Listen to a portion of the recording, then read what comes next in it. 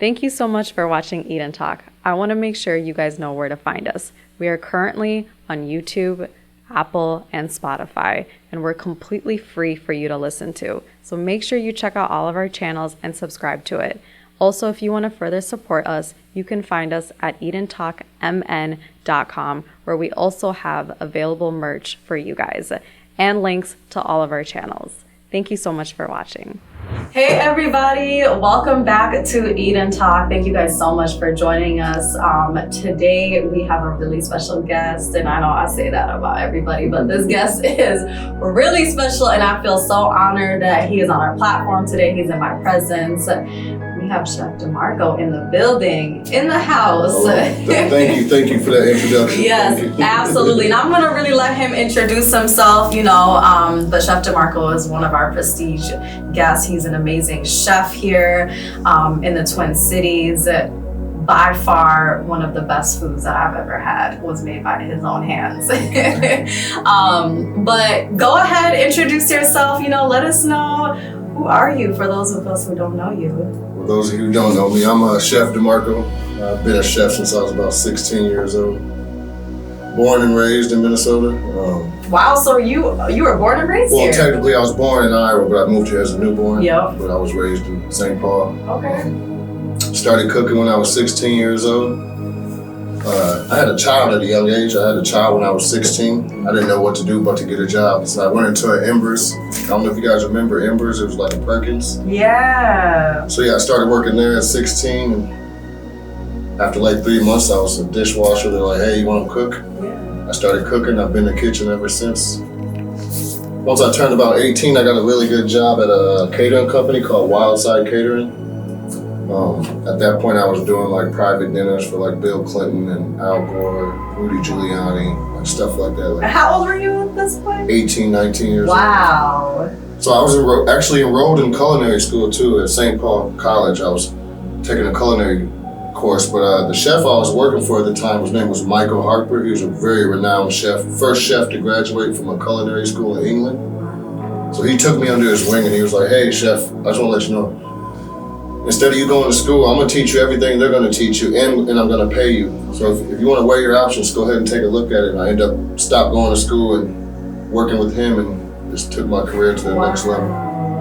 That's so amazing. No, I love that. And okay, so I really wanna know, like, it's very rare to see men, Black men especially, in this industry of like cooking. And honestly, Black men have the most blessed hands in the kitchen. I'm not even gonna lie. Like, I love my mom's cooking, but my dad, I love. See, that's how it was with me. Like, my dad cooked, all my uncles cooked. Like, they weren't chefs, they weren't professional chefs, but they all cooked. Right. So growing up, to me, it was normal. Yeah. Like, a lot of people grow up, they don't even see men, or especially Black men cooking. Mm-hmm. But to me, growing up, like my uncles, all of them, uncle owned a barbecue joint. My dad is the world's greatest chef to me, so I grew up and all I seen was Black men cooking, so I thought it was normal. See, I love that. That's amazing, and that's kind of really like how you. So, would you say is that kind of like what made you step forward and decide to like move forward in this, culinary industry? Well, like my mother was a great cook, and I was raised by my mother. I was always in the kitchen with her, like since I was 8, 10 years old. And she tells me a story like I was 12 and I made her a whole baked chicken. Wow. Like, most kids was watching cartoons and I'm watching the Food Network channel and Iron Chef. And not even like the American version, I'm watching like the Japanese version of Iron Chef and just learning, and it's always been a passion of mine. Yeah, no, that's amazing. Okay, so I gotta ask, like, do you remember what was the first meal that you made? Okay, it's funny, not the first meal, but home ec, home economics. I don't even know if they still teach that class in like middle school. Yeah, I took it, So we had a home ec, I made an egg and a whole sandwich. So when you take circle cutter and cut out the middle of the bread and just crack an egg in there and you cook them both at the same time. I always remember that to this day because it was the first thing I ever cooked. Yeah, wow, I love that. So what is your, right now as of like today, or like just in general throughout your course of your career, like what is your specialty? Like what are you known for that, I mean, I know you could throw a lot of things down, but what is the one thing where it's like, dang, Chef Demarco, this hits? It's funny, and I'm sure you have more than one. Two things, I'm gonna do two things. So one is my mac and cheese. Like people swear about it everywhere I go, but I moved across the country for work. Like I lived in Hartford, Connecticut as a chef, Miami, West Palm Beach, Florida. I went to North Carolina one time to interview for a job as executive chef of the Miami Marlins affiliate baseball team. And they was like, could you just make us something? And they I made them a pan of mac and cheese, and they offered me a job for like, $80,000 a year. Wow. So I made a joke, like, oh, this mac and cheese got me an $80,000 a year job offer, just, being funny. But even like at Breakfast Club, people always ask, like, how come your mac and cheese isn't on the menu? Yeah. Like, it will be. Well, how come it isn't? It's coming. We have plans. That is good. Another thing is lamb chops. Like, I'm not cocky or nothing, but like, a lot of people never had lamb chops. So like, I've been serving lamb chops in Minneapolis probably 5 years now. That is actually one of the ways I discovered you. Was two things. Was I seen your lamb chops and your French toast, but your lamb chops caught my attention, and that I was like, this looks fire. There's so many people like, I've never had lamb chops or I don't like them. Then I make them for them. They're like, oh man, it's the best thing ever. Like, I'll just randomly go on Facebook some days and people be like, yeah, lamb, and they'll say Demarco's lamb chops or somebody's talking about, because like nobody makes them like that. So that's something I pride myself on. Getting people to enjoy foods they haven't tried before or they don't necessarily like, stuff like that. Yeah, I love that. So let's go back a little bit into your journey. So after high school, after college, how did you continue, or where did you end up?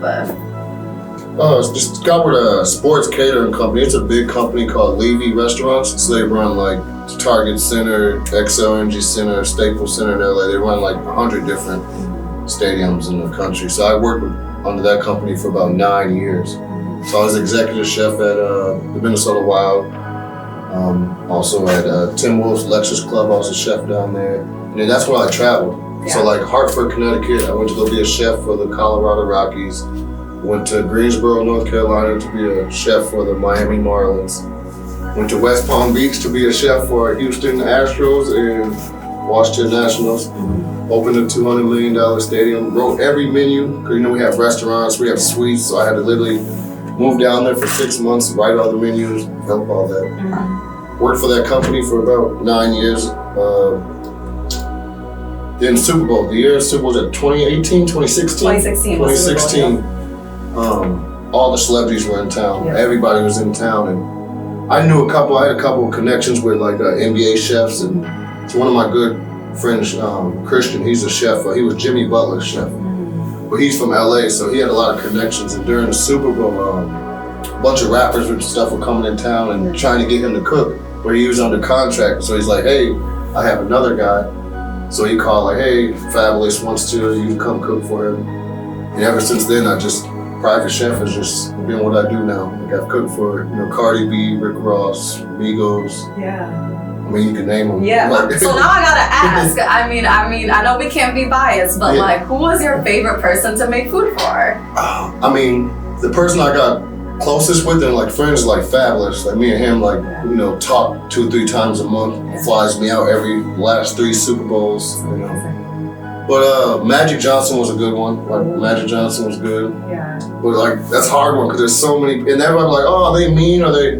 Every celebrity I've come across have been great. I don't know if it's because I'm cooking their food. It's because food is the way to people's heart. This guy's an ass, or this guy's like they've all been great to me. I don't know. Everybody's, it's been cool. Absolutely, and food is the way to people's hearts. So. Now you got into the world of being a private chef, so you were dealing with more prestige clients and everything. So tell me about like what were some like harder things in this change of shift, and what were some things that were like easier for you?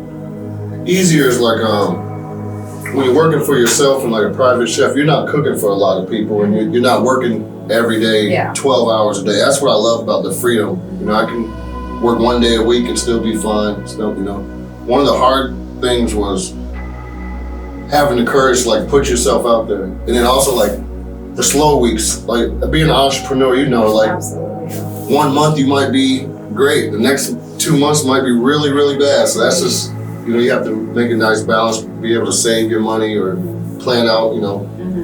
Never get in a hole too much. Yeah, and so when it came into those slow times, whether it was, the change of weather, whatever the case was, how did you keep yourself motivated? I love my craft, so like I'm writing menus. Like I have probably 10 different restaurant concepts just in a notebook somewhere with menus developed. So like slow times. I developed Breakfast Club menu maybe a year ago. I've been having, I'm always working at my craft. Yeah. That's why I tell other chefs too, like, always work at your craft. Whatever, like you read cookbooks? Yes, I read cookbooks. Mm-hmm. You should see my library at home. I have 50 different cookbooks. Yeah. You can never know it all. Absolutely. I love that. And so, now that you gained all of this, momentum and you build your skills in cooking, I understand that you also started mentoring other chefs. Yes. So can you tell me about that journey, how you got into it and what mentoring is like and why it's important to mentor? It's something huge for me. One of my good friends is Chef Justin Sutherland, another very renowned African-American chef. Me and him have this conversation a lot of times. Like growing up, we didn't have not one black chef to look up to give us guidance or throw us a gig here or teach us. I didn't know any black chefs at all. Like I didn't know. So when I got to the level I'm at, he says the same thing. Like all we do is give back. Like, oh, you want to learn to cook?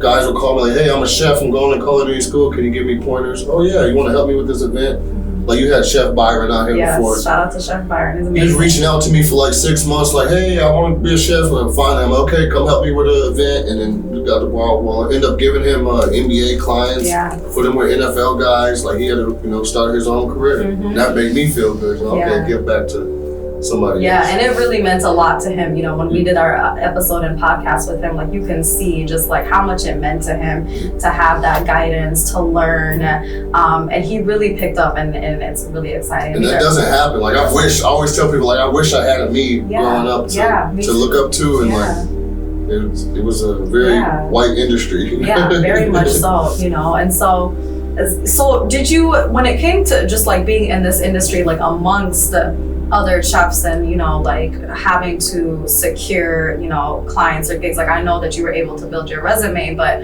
were there any obstacles that you felt like you faced overall in the industry as a black man when it came to like trying to secure clients? Well, yeah. Well, my clientele's a little different, but like, like the Edina, the Eden Prairie area, some people aren't comfortable with people in their house. Not saying using the race card or saying race, but it's, a millionaire white couple isn't gonna, let's say, look up Chef Demarco and say, oh, let's book him, They might see, oh, Mike from, let's book him. But what worked for me in another way with race was all the athletes. Every Viking player, every Timberwolf, everybody only books with like me. Like, not only because I'm black, but they just feel comfortable. I cook their type of food, so it works both ways. I might not get all the high-end clients, but I'm getting 90% of the athletes and the artists and stuff like that. So it works both ways. And when you're making food for athletes, it's like athletes are on the road and it's like they're missing a piece of home. That's big. That's the thing. A lot of the Viking guys are from the South, so one of the big things is like, bro, can we get some Southern food, please? Like, because I know, like when I'm traveling and I'm in a state or a city and I'm not like within my community, like I go on social media and I look at black restaurants, I look at black chefs because I want a taste of home. You know what I mean? So I think that plays a huge role in what you do. So speaking of athletes, I believe that you were consistently making food for a specific NBA player, right? For some time? Yeah, Malik Beasley. That was my first full-time contract. My first and only. Actually, I haven't had another one, but the first of many. First of many, yeah. Yes. But Malik, really great guy, man. I worked with him for 2 straight seasons. He's now in the LA Lakers. Whenever he comes in town, he just came to Breakfast Club, going to the game next Friday. But he was the first guy to believe in me, give me a full contract, 6-figure contract to be his chef full time. At that point, I did have to cut back on my other. It was an exclusive contract, so I did have to cut back on all my other athletes, but it was well worth it. It was well worth it. So tell us like a day in the life of just being you and cooking for a private client. Like, what does that look like when someone says like, okay, we hired you, now you're our chef. Like, do you make breakfast, lunch, or dinner? Are you the one that's in charge of buying the groceries? Like, that's like one of the number one questions like people ask me when they're trying to book. Like, do you buy the groceries? Like, yes, I buy the groceries. Okay. But normally a booking is just a one dinner or lunch, so it's not hard, and I can do that pretty easy. But like with Malik, it was breakfast, lunch, dinner, pre-game, post-game meal. So you had to. The challenge is too is keeping it different, not giving them the same thing. You know, when you're feeding them 6 meals a day, it's hard to keep. So you gotta read cookbooks, look up new recipes, look up, you know what I mean, to keep him happy. A lot of those guys get in routines too, though. So like you make them, you go a month of cooking for them, and they find 3 or 4 of the meals that you made that they love, and then that's all they want. Like Dalvin Cook will literally eat the same thing, like shrimp Alfredo and filet mignon every single time. I'm just like, you don't want nothing else, bro? Yeah, yeah, I love that.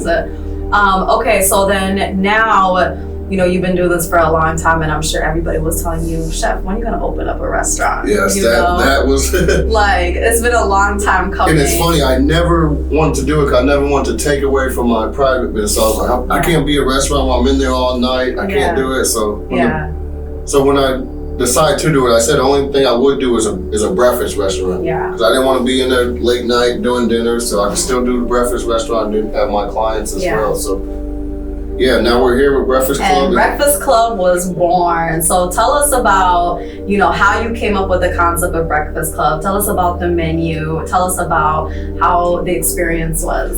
So if you go to any other major, I would say like black city or city in the South, say Houston, Atlanta, they have like breakfast restaurants that are black owned, black ran, but they're like the #1 restaurant in the city. So like I have friends in Atlanta, one of my good friends, Chef Harper, he owns a place called Toast. Reminds me a lot of Breakfast Club. So I would go there throughout the years, and I would always tell myself like, okay, I'm gonna do a breakfast restaurant, something like this. So I had some business partners with me, and we all sat down and brainstormed, and one of my partners already had Breakfast Club. It's funny, in Houston, there's a Breakfast Club, and in Atlanta, there's a Breakfast Club. But all 3 of us are spelled different just to not infringe on each other. So like one has a C, one's 2 words, one has a K, and one's 1 word. So we just wanted to play on that, like make a staple for the city for, you know, African-American food. And as you can see, like the who's coming in there. Every artist that comes in the city, every athlete, we don't have that. We don't have black-owned restaurants with good food, great ambiance. Like when you come in the Breakfast Club, before you even eat a bite of food, you're just like, oh wow, this is. And I could really speak on that. Like when you step into the Breakfast Club, you guys, honestly, it's, first of all, you're stepping into Minnesota. Like you're representing like black culture Minnesota, though, not like, you know, Minnesota. And you have like Prince, you've got the Vikings, you've got the Wolves, and then you just feel happy. Like like you said before, like you even see the food in the menu. It's just, it feels like such a nice, safe, fun environment that you want to bring like friends and family. And you guys had an amazing grand opening. I know you guys were tired that day. But the whole city and state came out. I know people that drove for hours to attend. I mean, we had people coming from Rochester, had a couple come, so they drove from Illinois. So it's like, oh wow. Thank you. So now, like, so tell me about now that you got into the restaurant experience, now you got like other people that you got to train how to make the food. There's waiters and all of that. So like, how did that go? That's always a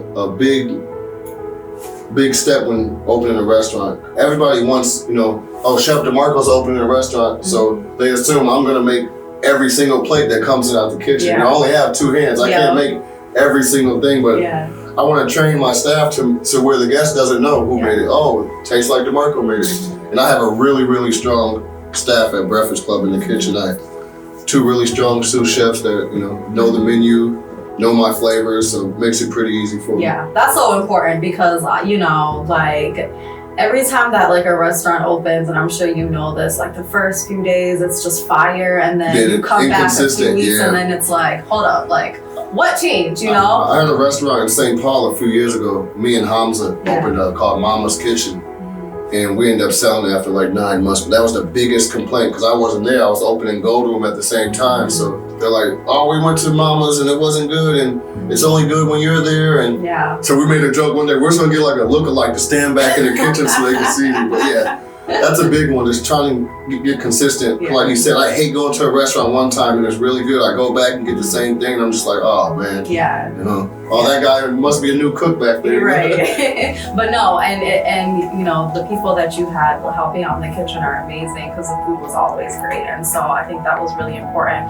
Customer service was important because, you know, you want people to come back and always speak positively about your business, you know. So I absolutely love that. But you know, as we all know, when it comes to businesses, you know, I talk about all the time, there's big ups and there's big downs, you know, big downs, highs and lows. So as you guys we're definitely doing great, and then an unfortunate incident happened. Yes.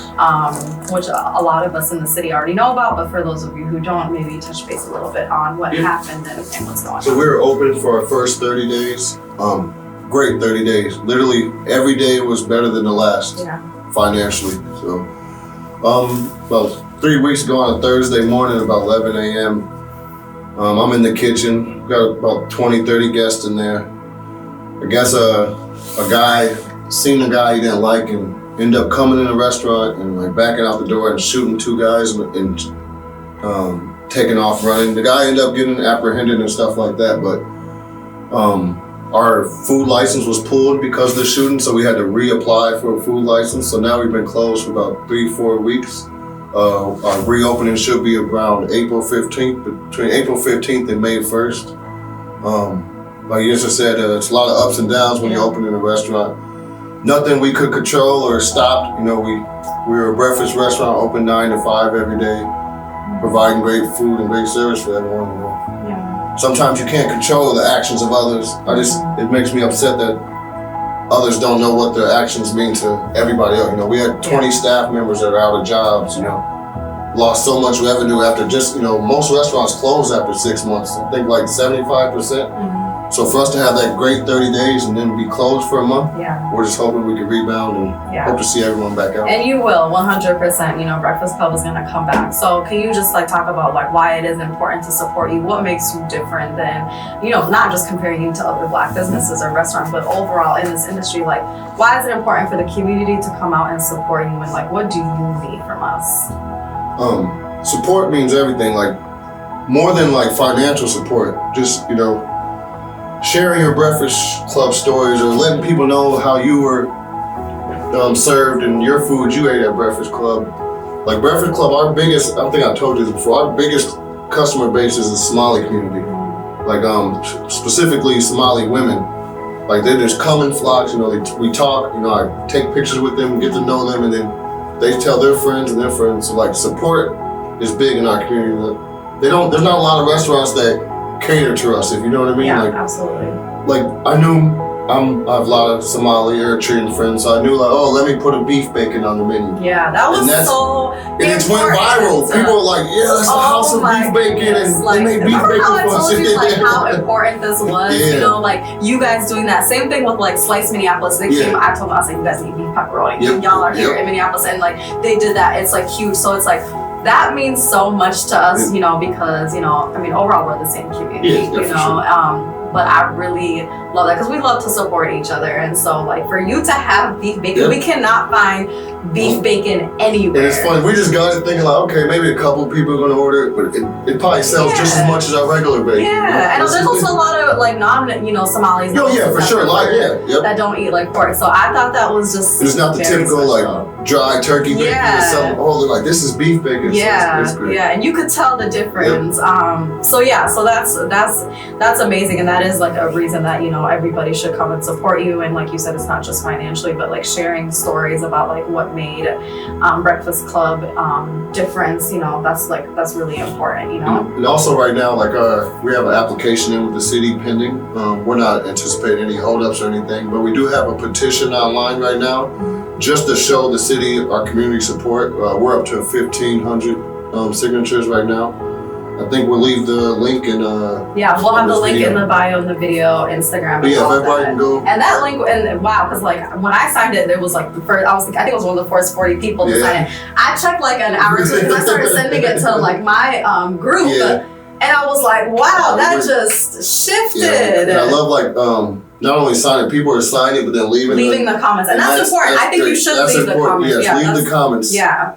And it isn't going to help or hinder our application. It's just showing like, okay, the community really supports these guys. These aren't some guys we didn't create an environment for violence. You know, we just created a great restaurant. And it wasn't, like you said, it wasn't something that, you know, was under your control at all. Unfortunately, we just can't control like who comes and, you know, and all those things. But like, so when you guys do reopen up, like, I'm sure people like will ask you this, like, what are some plans for people to feel safe and hopeful. I mean, like you said, I mean, this can always happen again, but like hopefully not happen again. So before we could even submit our application to the city, we had to get with the 5th precinct and put together a safety plan.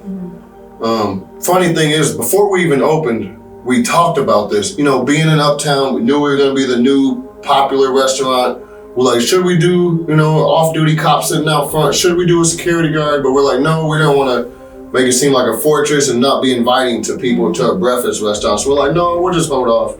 But now we're end up doing it anyway. So we're going forward, we're going to have an off-duty cop and a cop car sitting out front. Every day we're open to close. Also, we're going to have an interior security guard that's also going to be like our greeter, checking reservations, just having an eye on people, knowing like, okay, I know these guys, let me make sure, you know, just having a second step of security is going to be. So we had to put together a very detailed safety plan on what to do during shootings, what to do during this. Yeah, that's important. The 5th precinct loved it. Went through our safety plan, said it's great. You guys are really doing a lot. And like I said, in our safety plan, we didn't only just protect our business. Being in Uptown, being in that neighborhood, like it's been pretty rough. I think every one of our employees' car has been broken in. There's been a whole bunch of shootings, robberies and stuff. So we want to help the community too. So we're pushing that like, okay, is there anything we can do to help the block or this, you know, the neighborhood instead of just our business? We know Target's closing and stuff like that, so we're sure. So like, let's talk a little bit about that Uptown. So I mean, Uptown, that's where we are right now. That's where Eat&Talk is based. That's where my job is based. This is like my second home. Why do you think it's important? I mean, a lot of businesses are moving out, but I mean, essentially it's white businesses. You know what I mean? So yeah, a lot of businesses are moving out. Essentially, it's white businesses. So why is it important? Why do you feel like it's important to have like a business like yours, and just in general, like Black businesses moving in to the Uptown corridor? How do you think Uptown will look like if we all actually come together? Like growing up, Uptown was always the I don't know how to say it. Not downtown. It was always. We keep it real here. Okay. It was always the white part of town. It was always, you know, you didn't have to worry about violence. You might not see too many of your kind, but you know, you can go there, have some fun. I've never heard of anything opening in Uptown till about maybe, I don't know, 5 years ago or so. But there was never Black businesses in Uptown at all, ever. So now you see like all these closed, shuttered businesses. In the business you do see open are Black owned. You have, you know, us, you have Ned and Be Rich at Ties, and Uptown Theater and Rain. So it's like all the people that are running away and then we're giving us a chance to get in there. We just have to come together, do it right, you know, don't make mistakes and stuff like that. But there's an opportunity in Uptown for Black businesses. There is, and I think people really need to take advantage of that opportunity because there is this honestly racist outlook in view of Uptown. Every time I go on Twitter, that damn like crime watch page and everything, you know, like there's always like Uptown this and this that and these people this and these people that, you know, and it's like and they're like, we need to like, you know, blah blah or whatever, and like, so when we say like bring Uptown back, like we don't mean like, it would be nice to have like that same you know, that same sort of like feeling of safety aspect that Uptown used to have. But I personally, I want to see more culture. I want to see more art. I want to see more of our people. I do want to see white people back too. You know?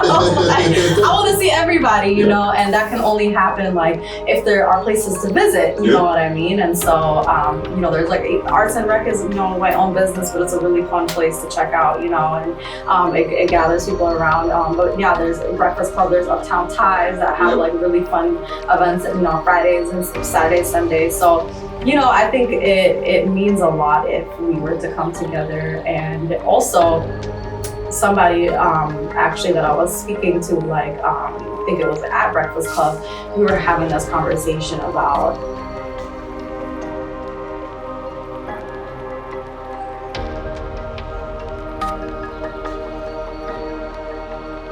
it actually kind of brings the opposite. Yeah, it does. Because people that, you know, there's a lot of places that are being like, not segregated, but what's the word that I'm looking for? English is my second language, but you know what I mean. But anyways, you know, when people are migrating over to Uptown, our community is migrating over to Uptown from North Minneapolis or wherever, they're not gonna want to they don't want to harm our people, like Black businesses. Yeah, you know what I mean? Yep. They're gonna want to support, uplift, like, oh, it's a restaurant. I could come eat here. Let me bring my family. Let me bring my grandma. Let me bring the kids. You know what I mean? And so it's gonna be just like a more family-friendly environment. And I would love to see like block parties. I would love to see events in the future. And I think it'll just be a great time. So that's why I really think it's important for Breakfast Club to open, back up. And then another huge thing of like being a Black business owner in Uptown, and just you guys specifically, you guys were bridging the gap of that disparity between owning a business. There's not a lot of Black-owned businesses. So you guys were creating jobs. I mean, you said, how many employees did you guys have? About 18 employees. See, that's 18 jobs, and 90% of our staff was of our community, maybe even people going to school still. Yeah, definitely. Could be people who are mothers, could be, etc. So I think you guys are bridging that gap in the community. And how do you feel about that? What do you think about like bridging the gap in the community?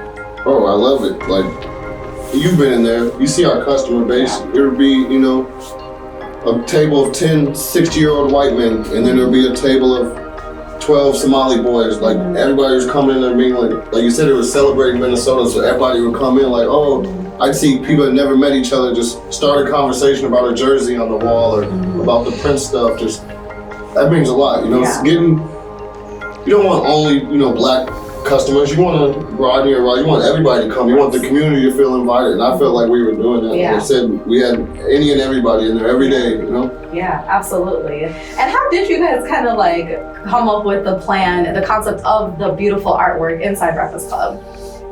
I'm a big Minnesota. Like, I love every Minnesota sports player, every musical person, everything. So we want to celebrate Minnesota. So me having my connections to all my clients and stuff like that, I'm like, well, I bet you I could fill this stuff up. I didn't know I was gonna get some of the stuff. I mean, we have like Prince guitar picks and pictures of Prince signed and stuff like that. So we're really, really celebrating Minnesota. Yeah, it was very, very. If you haven't been there, I want everybody to come. Just before you even eat, just come look at it. Just come look at the place. Absolutely, and we're really hoping by mid-April that you guys open up. But regardless, I'm sure that it will be opened up, and whenever it does, everybody should come check you out. How can people find you? Where you guys located? Do you guys have a website? Our website was being worked on when the incident happened. It will be launched by the time we reopen mid-April. But we're at 1300 Lagoon, Suite 150. Look for the big purple door with the Prince sign.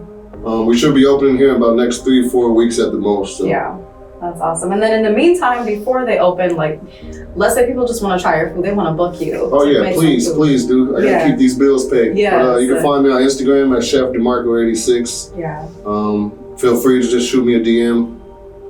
I'm open a lot and I have a lot of free time, so just let me know. Yes, no, we got to get you booked and busy because it'll be worth it. You got, like I said, gifted hands. You might as well book me now before I get back. Before he gets busy. Once Breakfast Club is over, we're not going to see him, y'all, at all. And we like to always end the segment with, what's one piece of advice that you have for viewers when it comes to either it could be like someone who wants to pursue being in your industry, especially a young Black man. Like I said, there's a lot of people who don't have the courage to take that step forward, but really want to do something that you're doing. Like, what's the piece of advice? That's the thing. Don't be afraid to put yourself out there.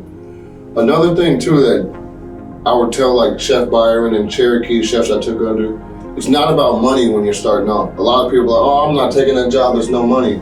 Yeah, but this, we're now a restaurant wants to pay you $15 to work in their kitchen, but you would say no because you want to make 18 to work in a fast food place. I always took less money for better jobs throughout my career. Like, oh, you could be a sous chef, you're only gonna make $40,000 a year, so average hourly is gonna be like $13. But I know, okay, I'm getting a sous chef title, I'm learning more, I'm growing, I'm getting to new levels. So don't be afraid to take a little less money for more responsibility or to learn more. Like, yeah, and where does that take you? Like, being a sous chef and taking less than compared to, working for fast food? Like, why is it important to learn more? Like, how will that, give you the momentum? Because as your career grows, you'll never go back from where from sous chef. So you're a sous chef making $40,000 at this small place. Okay, so when you fill out a resume for your next place in 4 years, you've been a sous chef for 4 years, so now this place is gonna pay you $80,000 a year. You just always don't look for the money right away. Just learn. That's all I did. Yeah. People are like, how'd you get to where you go? Yeah. Learn. Yeah. Stay professional. Yeah. Just absolutely. Don't chase the bag all the time. You know. It doesn't get you far, you know. But like focusing on what you do and how you do it will obviously take you far over. Like I said, never give up on your craft. Just always keep learning. Yeah. Keep trying. I love that. Well, thank you so much, Chef Demarco, for coming today and sharing your story. We will share the link to Breakfast Club, Chef Demarco's Instagram, the website. Please support. Please check out Breakfast Club when it's open again. And in the meantime, y'all, book Chef Demarco. Please do. Yes, please do. Get a preview of amazing food.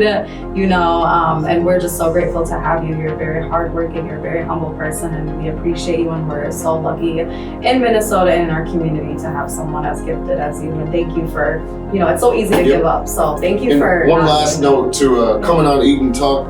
I've been asked by probably every podcast you can think of to come on. I've always said no, not to be rude or nothing, just being busy and not really liking to talk on camera, but you did great. Yours has been a lot of help for me with Breakfast Club, and you know, she's been coming, she's bringing her people through, she's helped me whatever I need help with. Yeah. So I thought if I'm gonna do a podcast, it's gonna be Eat and Talk. I appreciate it. No, very most deserving person. You know, I can tell when someone's very genuine and when someone's very passionate. You're the type of people that I really love to help. So I just know that, you know, I know you're already big and everything like that, but it's about to be even better for you. Yeah, so I appreciate it. Yes, we can't wait. And we're definitely gonna have, you know, Eat and Talk is gonna be back at Breakfast Club once they're open, because we want to show you guys how it looks. We want to show you guys firsthand. I want you guys to see my reaction when I take a bite of that food, the lamb chops. I've been missing it. But yeah, thank you guys so much for watching, and we'll see you guys next time. Thank you.